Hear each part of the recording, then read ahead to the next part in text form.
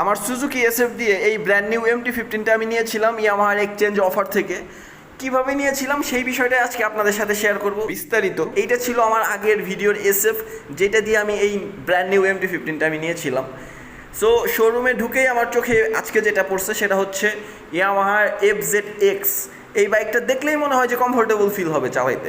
তো সেই ধারণাটা আজকে আমি একটু পরখ করে দেখব। যাই হোক, শোরুমে যাবার পরে দেখলাম যে আরও একটা MT-15 আছে। সো আপনারা চাইলে এসএফ বা যে কোনো ব্র্যান্ডের বাইক দিয়ে এক্সচেঞ্জ করে তাদের এক্সচেঞ্জ অফার থেকে MT-টা নিয়ে যেতে পারেন, এবং আরও গাড়ি আছে, যে কোনো গাড়ি এক্সচেঞ্জ করে নিয়ে যেতে পারেন। তো যাই হোক, কই MT-টা কই, এই যে আরও একটা সেম, এটা মনে হয় ভার্সন 1, হ্যাঁ আমারটা 1। সো ভার্সন 1-এর MT-টা চাইলেই নিয়ে যেতে পারেন এক্সচেঞ্জ করে, অ্যান্ড এইটাতে বসলেই মনে হয় যে গাড়িটা আমার, ঠিক আছে।